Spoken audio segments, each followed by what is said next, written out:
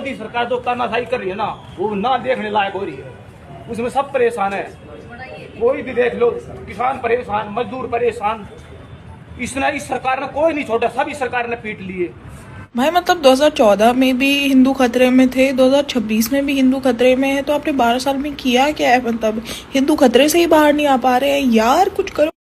अस्सलाम वालेकुम। NEET paper leak और एग्जाम सिस्टम को लेकर मुल्क भर में चल रहे बहस के दरमियान एक नई सियासी बयान सामने आया है। प्राइम मिनिस्टर नरेंद्र मोदी ने ऐलान किया है कि पार्लियामेंट के अगले सेशन में एक नया बिल पेश किया जाएगा जिसमें पेपर लीक जैसे जुर्म पर सख्त से सख्त एक्शन का इंतजाम होगा। इनका कहना था कि एग्जाम सिस्टम को मजबूत बनाना और स्टूडेंट का भरोसा वापस हासिल करना हुकूमत की जिम्मेदारी है। मोदी ने यह भी कहा कि नीट पेपर लीक के इल्जाम सामने आने के बाद हुकूमत ने कई कदम उठाए हैं, फास्ट ट्रैक कोर्ट बनाए गए हैं और जिन लोगों पर इल्जाम था उनमें से कई को गिरफ्तार करके जेल भेजा जा चुका है। पेपर लीक घटना से अब तक पिछले 2.5 महीनों में अनेक विध कदम उठाए गए, गुनहगारों को पकड़ा गया है, वे जेल में पड़े हैं। हमारा सबसे महत्वपूर्ण जिम्मा था कि विद्यार्थियों का 1 वर्ष बर्बाद न हो। तत्काल परीक्षाएं लेना बहुत जरूरी था। सरकार ने अभी पूरी शक्ति का उपयोग करके कम से कम समय में 22 लाख जितने विद्यार्थियों के एग्जाम हो जाएं, इसका प्रबंध किया। और अभी 5-6 दिन पहले 19 तारीख को रिजल्ट भी आ गया और देश भर में उत्तीर्ण हो गए विद्यार्थियों की खुशियों की खबरें भी आ रही हैं। लेकिन हम वहां पर संतोष मानने वाले लोगों में से नहीं है और इसलिए मैंने आज फास्ट ट्रैक कोर्ट के लिए विभागों को निर्देश दिए थे। आज विभागों ने लगातार मेहनत करके देर रात मुझे मुसद्दा भी दे दिया। फास्ट ट्रैक कोर्ट और कठोर सजा के प्रावधान के साथ का ये मुसद्दा कल कैबिनेट में चर्चा होगी। कैबिनेट के साथियों के सुझाव के बाद उसका अंतिम रूप दिया जाएगा।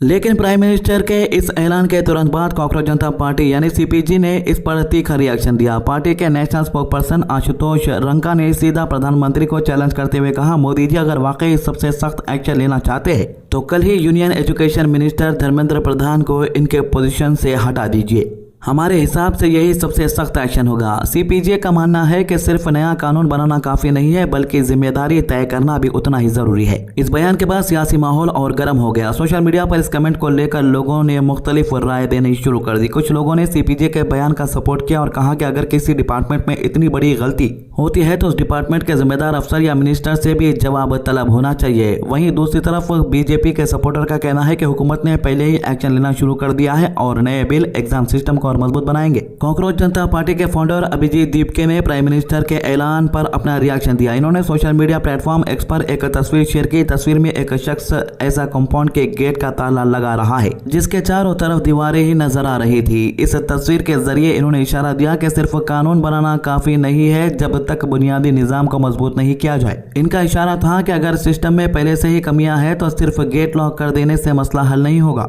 प्राइम मिनिस्टर नरेंद्र मोदी ने अपनी तरफ से यह भी यकीन दिलाया कि हुकूमत पेपर लीक के मामले को बिल्कुल बर्दाश्त नहीं करेगी। उन्होंने कहा कि जो लोग स्टूडेंट के मुस्तकबिल के साथ खेलते हैं उनके खिलाफ सख्त कानूनी कार्रवाई की जाएगी। पीएम का कहना था कि नए बिल का मकसद सिर्फ सजा देना नहीं बल्कि फ्यूचर में ऐसे वाकयात को रोकना भी है ताकि स्टूडेंट को ईमानदारी और ट्रांसपेरेंसी के साथ एग्जाम देने का मौका मिल सके। इसके अलावा एक और बड़ी अपडेट आ रही है। सोनम वांगचुक ने अपना जो भूख हड़ताल थी वो खत्म कर दी है। इसको लेकर कॉकरोच जनता पार्टी के लीडर क्या कह रहे हैं, दीप क्या ये सुनते हैं।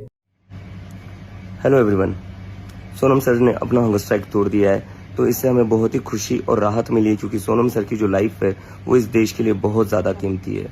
कॉकरोच जनता पार्टी का जो प्रोटेस्ट है जंतर मंतर पर वो वैसे ही चलता रहेगा जब तक धर्मेंद्र प्रधान इस्तीफा नहीं देते। सोनम सर का जो सेक्रीफाइस रहा है 26 दिनों का उसे हम वेस्ट नहीं जाने देंगे। जो दिल्ली पुलिस ने ब्रूटैलिटी करी है स्टूडेंट्स के अगेंस्ट, उन स्टूडेंट्स की जो सेक्रीफाइस थी उन्हें हम वेस्ट नहीं जाने देंगे। तो हमारा प्रोटेस्ट तब तक चलता रहेगा जब तक धर्मेंद्र प्रधान रिजाइन नहीं करते। Thank you. दूसरी तरफ कांग्रेस जनता पार्टी लगातार यह दावा कर रही है कि सिर्फ कानून लाने से स्टूडेंट का भरोसा वापस नहीं आएगा। पार्टी का कहना है कि जब तक जिम्मेदार अफराद के खिलाफ सियासी और इंतजामी एक्शन नहीं होता तब तक असली इंसाफ मुकम्मल नहीं माना जा सकता। इसी वजह से कांग्रेस जनता पार्टी बार बार union education minister Dharmendra Pradhan को हटाने की मांग कर रही है। इसके अलावा दिल्ली के जंतर मंतर पर जो सिविल ड्रेस के अंदर आकर स्टूडेंट को पीट रहे थे उनको लेकर एक शख्स ने क्या कहा है, आइए सुनते हैं। पता उसमें कौन पुलिस वाला है और कौन सिविलियन है। जो भी अगर सिविलियन है और अपने आप को पुलिस बताता है तो आप उनकी आईडी चेक करो कि सच में वो पुलिस वाले हैं या आरएसएस के दल्ले हैं। जो यूनिफॉर्म में वो हमारा जो यूनिफॉर्म में है वही हमें हाथ लगाएगा, जो यूनिफॉर्म में नहीं है वही कुछ बोल पाएगा तो उसको जवाब दिया जाएगा सरकारी उसी भाषा में जिस भाषा में हमको हाथ लगाएगा। इसके अलावा पिंकी चौधरी का एक भड़काऊ भाषण भी वायरल हो रहा है। इसके ऑलरेडी इंस्टाग्राम ने कई अकाउंट बंद कर दिए, लेकिन ये नए नए अकाउंट बनाता है और भड़काऊ भाषण देते रहता है। इसने एक वीडियो पोस्ट करते हुए टेक्स्ट के अंदर यानी कैप्शन लिखा है कि हिंदू रक्षा दल पहुंच रहा है 26 जुलाई को जंतर मंतर देश विरोधियों के पिछवाड़े लाल करने। मतलब जंतर मंतर पे जो हजारों की तादाद स्टूडेंट की वहां पर मौजूद है, उन लोग इसको जो है देशद्रोही नजर आ रहे हैं। सभी भाइयों को कहना है, आप लोग ये समझिए, हमारे देश का माहौल खराब करने के लिए आज जंतर मंतर पर जितने भी लोग हैं वो सारे के सारे सनातन के विरोधी हैं और उनको कुछ न कुछ ऐसा मुद्दा चाहिए था कि वो किसी भी रूप में हमारे भारत पर कुछ न कुछ ऐसा आघात करें, कुछ भी करें, लेकिन वो हमारे देश को पूरे विश्व में बदनाम करने का कार्य करें, क्योंकि ये देश सनातनियों का देश है। और आज वहां जिस प्रकार जो लड़कियां हैं वो अश्लीलता फैला रही हैं, वो किस किस तरीके के, मतलब मैं आपको बता नहीं सकता हूं कि उन्होंने किस किस तरीके की भाषा का प्रयोग वहां किया है और हमारे देश की सेना के लिए कितना गलत बोला है। और वो वही लोग हैं, उमर खालिद, सरजिल इमाम और जितने भी हमारे देश के टुकड़े करने चाहते हैं। और पार्टियों में अगर लें, सपा वाले, कांग्रेस वाले और चंद्रशेखर रावण जो नया नया एक पौधा सा अपने आप को पेड़ मानने लगा है, उसकी भी बुद्धि ठीक करने का काम हम लोग हिंदू रक्षा दल के योद्धा, हमारे देश की छवि हम दुनिया में बदनाम नहीं होने देंगे। तो यहाँ पर भी ये लोग हिंदू मुस्लिम करना शुरू कर दिए। यहाँ पर मजहब को बीच में ला लिया गया। चंद्रशेखर आज़ाद जो भूख हड़ताल पर बैठे हैं उनको भी टारगेट किया गया और कहा गया कि जो भी हो रहा है वो अपोजिशन पार्टी का एक प्रोग्राम है, मतलब कि पहले से प्री प्लान यानी तैयार किया गया था। आपको बता दूं, जंतर मंतर के पास जो मंदिर थी उस मंदिर को ताले लगा दिए गए ताकि कोई भी मंदिर के अंदर जाके उसका इस्तेमाल या उसका अंदर का पानी का या कोई चीज़ का इस्तेमाल ना कर सके। वहीं दूसरी तरफ स्टूडेंट्स के लिए मस्जिद और गुरुद्वारे ने अपने दरवाजे खोल दिए हैं। ये खुद कोई मुसलमान या सिख नहीं बोल रहा बल्कि हिंदू कह रहे हैं स्टूडेंट्स जो वहाँ पर एहतजाज कर रहे हैं। आइए सुनते हैं। हमारे धर्म के मंदिर के गेट बंद हो गए, कल हमारे धर्म के मंदिर के गेट बंद हो गए, लेकिन अल्लाह की मस्जिद खुली रही। ठीक है, सिखों का गुरुद्वारा खुला, पनाह मिली। और भाई हमारा सनातन धर्म वालों ने कंजो गद्दारी करी है। मैं कह रहा हूँ कभी मंदिर में पैर नहीं रखूंगा जब तक मुझे जिस मंदिर में पुजारी हुआ करेंगे ना, कसम खा रहा हूँ कभी मंदिर में नहीं जाऊंगा। बाहर से आप छोड़ लो मंदिरों के, मंदिर में नहीं जाऊंगा कभी। चढ़ावाली बहुत बढ़िया।